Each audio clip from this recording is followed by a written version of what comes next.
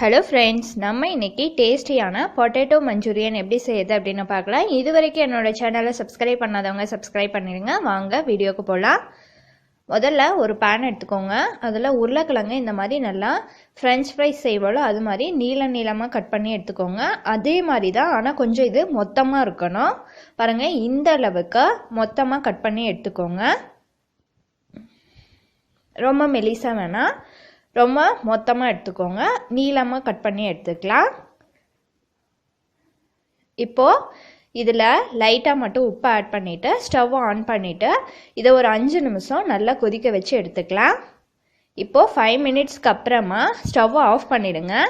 இந்த உருளைக்கிழங்கு எடுத்து கார்னரில் நசுக்கி பாருங்கள், உருளைக்கிழங்கு வெந்துடுச்சான்னு தெரியும்.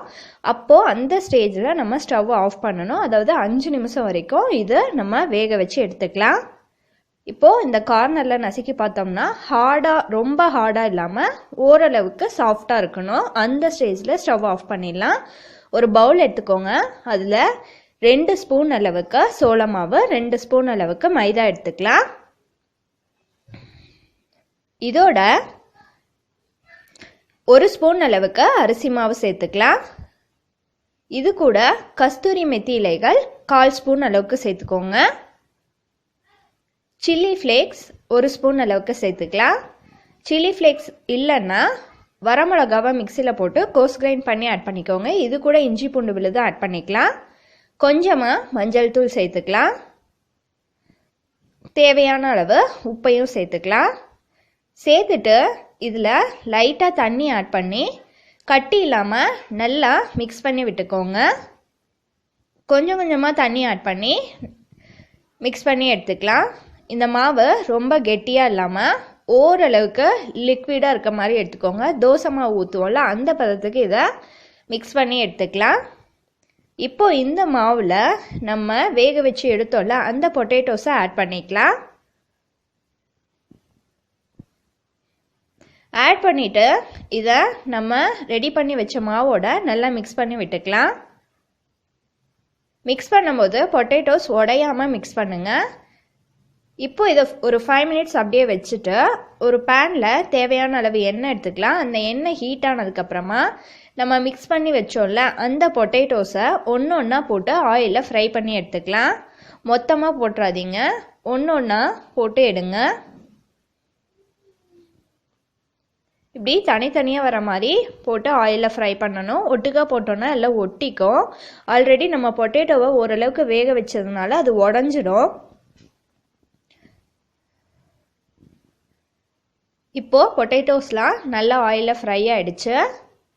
இதை ஒரு பவுலுக்கு ட்ரான்ஸ்ஃபர் பண்ணிக்கலாம். லோ ஃப்ளேமில் வச்சுட்டு இந்த பொட்டேட்டோவை ஃப்ரை பண்ணி எடுக்கணும். ஃபுல்லாக அந்த நுரை அடங்கினதுக்கு அப்புறமா ஸ்டவ் ஆஃப் பண்ணிவிடுங்க. இப்போது அதே பேனில் நான் 1 ஸ்பூன் அளவுக்கு எண்ணெய் ஊற்றிக்கிறேன்.